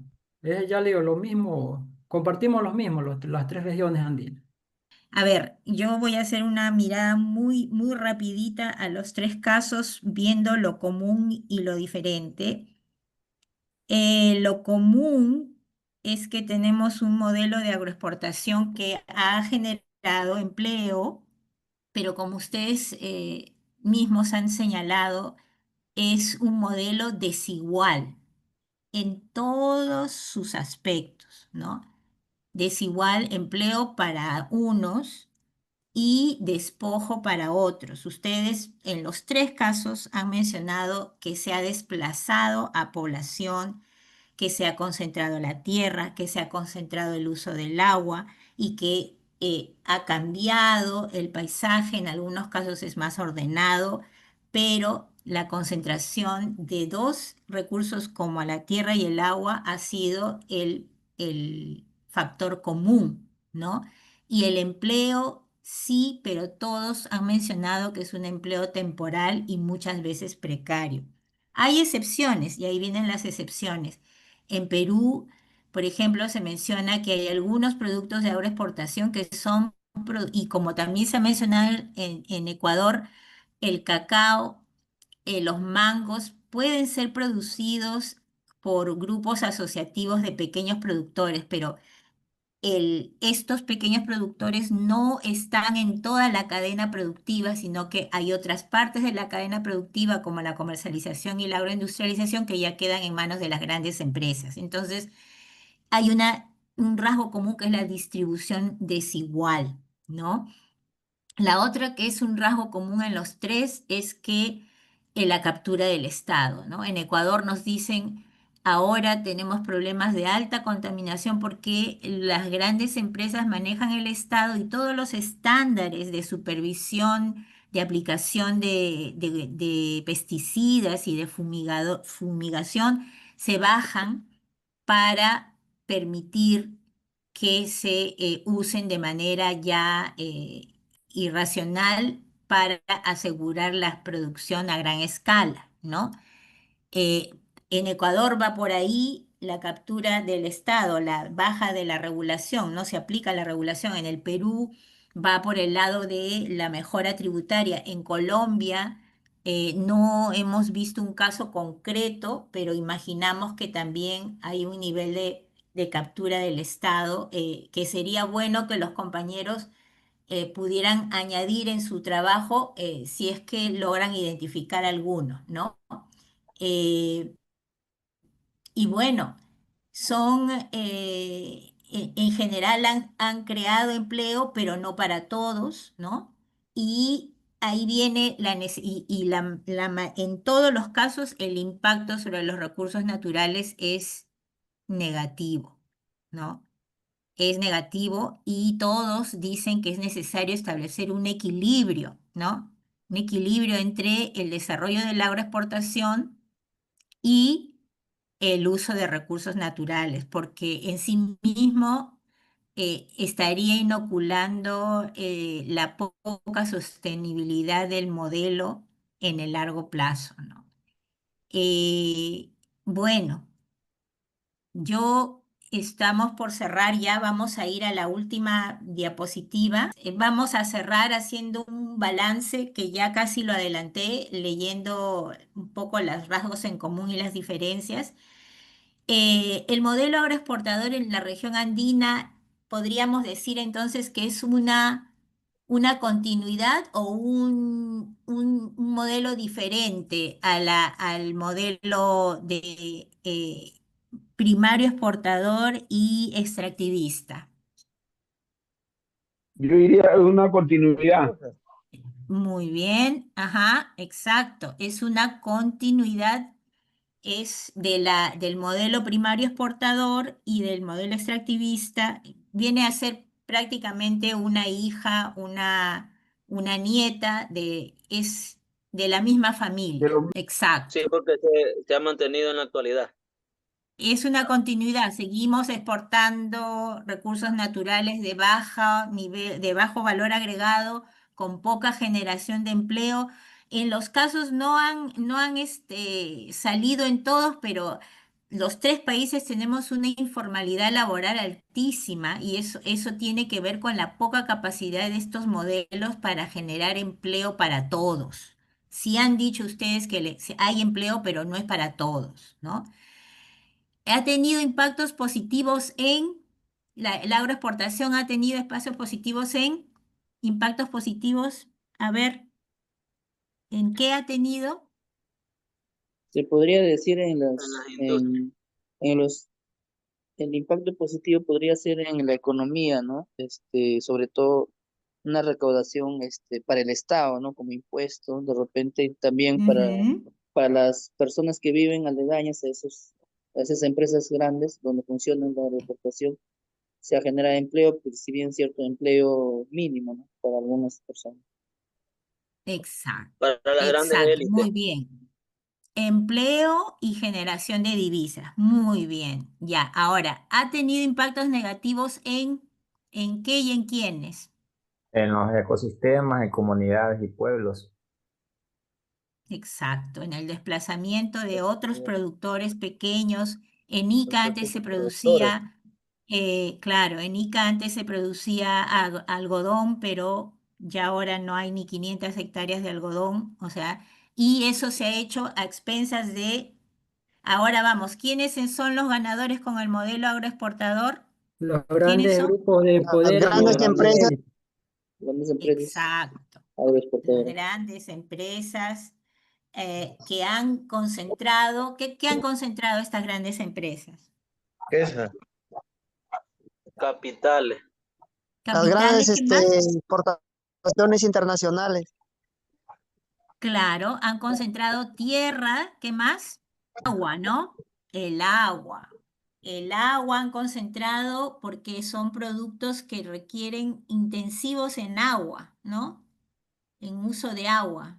Entonces, como nos decían los compañeros de Ecuador, había ahí un testimonio que estaba con una voz muy bajita, pero ese es un testimonio muy valioso que explica cómo las comunidades aledañas a las zonas bananeras han bajado su calidad de vida porque tampoco tienen agua, igual que lo que pasa en Ica, ¿no? En el caso de Perú.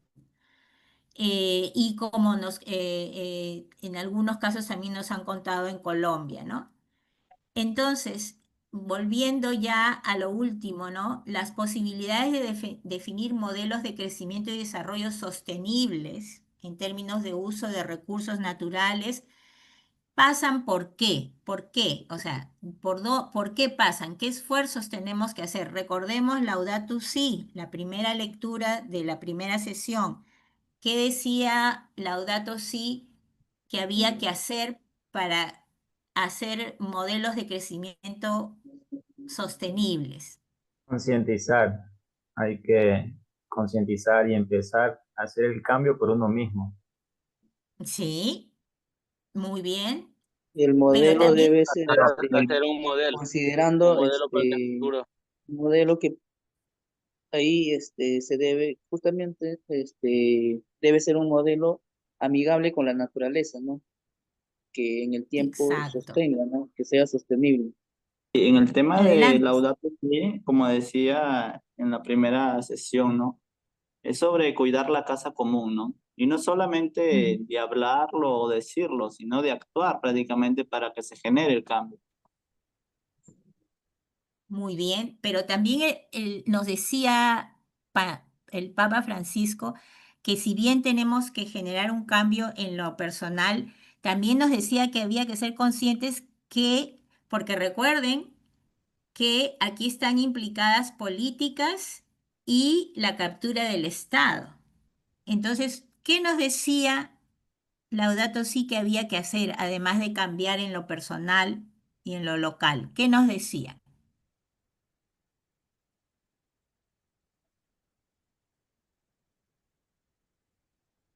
Había que actuar más que todo. Sí, actuar, pero también de una manera política. Hacer incidencia, ¿no? Sí, incidencia Claro, política. porque, claro, ¿por qué? Porque, Elaborar un proyecto para la sostenibilidad de las personas y del futuro. exacto, tenía que ser un proyecto político y tenía que entrarse en política porque las élites que manejan esto, ellos entran en política, ¿no? Ellos hacen política. Hemos visto cómo capturan el Estado, cómo en Ecuador dicen, no, no, aquí vamos a bajar el rango de fumigación, o sea, todos esos estándares me los bajan porque yo tengo que fumigar mis campos. Va y al Ministerio de Ecuador de Agricultura le manda, baje usted. Pero la regulación está, no, no me interesa, ¿no? Eso es lo que el Papa y Laudato Si nos dice. Podemos nosotros ser conscientes y cambiar en lo personal, pero si no cambia la supraestructura esa que la manejan otros, no va a poder hacerse los cambios tampoco. ¿Ya? Hay que O sea, empezar a hablar en el idioma que ellos hablan para poder llegar a un acuerdo en exacto. ambas partes. Y por eso les hacía a los compañeros peruanos la pregunta, ¿cuándo es que se mejora la ley de promoción agraria, que ya nos la van a cambiar también? Y que nunca se llegó a aplicar del todo porque el lobby de los agroexportadores fue muy grande y la fueron modificando. Y seguramente eso lo van a ver en el próximo curso, ¿no? ¿Cuándo cambia? ¿Qué pasó? A ver, compañeros de Perú. Lo que pasa es que en el año 2020 se modifica la ley, y aparece, como todos recordarán, ¿no? Hubo 3 fallecidos, ¿no? Por el tema de la protesta, Ajá.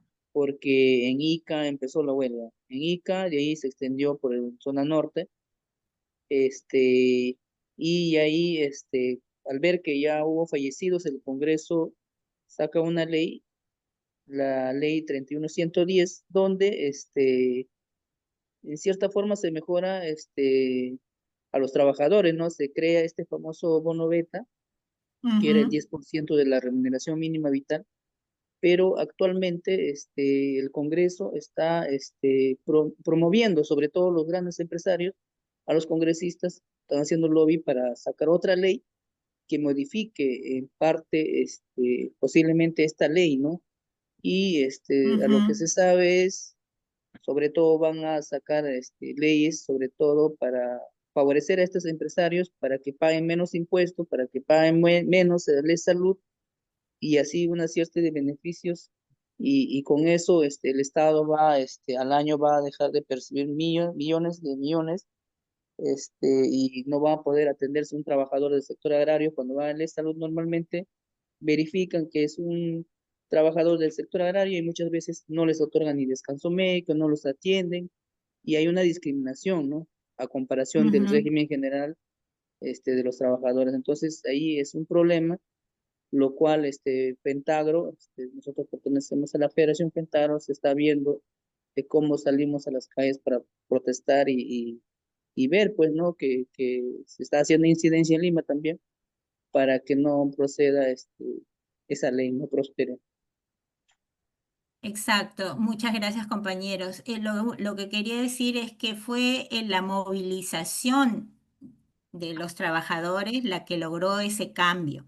Desde luego, como la sofocaron la movilización, los agroexportadores también le dieron la vuelta a esa ley, le están dando la vuelta y lo van a lograr por el poder que tienen, pero lo que Laudato sí nos quiere decir es que aunque nosotros cambiemos y seamos más conscientes, hay un suprapoder y tenemos que pensar también cómo cambiar ese suprapoder.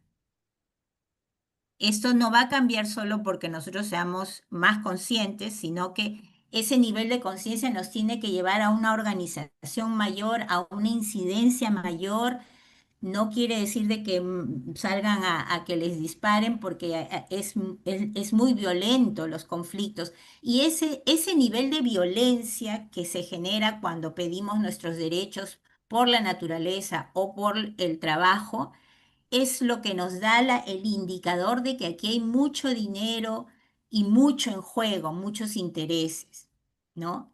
Y por lo tanto, nosotros tenemos que ser conscientes de todo eso, que esto es un modelo que si bien beneficia a unos pocos, hay una serie de efectos negativos sobre los recursos naturales y sobre la vida que tenemos que tener en cuenta cuando hablamos de desarrollo y de calidad de vida. Yo quiero cerrar con esto agradeciéndoles infinitamente la participación que han tenido en estas 4 sesiones, el interés que han mostrado, el empeño en desarrollar los trabajos, agradecer a Hernán que ha tenido tanta paciencia en las 4 sesiones para desarrollarlas y decirles que confío plenamente en ustedes como sindicalistas, en que todos estos cursos van a servir para que ustedes mejoren su organización y mejoren sus propósitos como organización y sus estrategias, y que los recursos naturales sean parte de sus estrategias sindicales, su protección. ¿Por qué? Porque sin esa base de recursos naturales no hay sostenibilidad de nuestros empleos, de nuestra calidad de vida. No hay. Entonces, eso es lo que yo quiero decirles y felicitarles porque han concluido este curso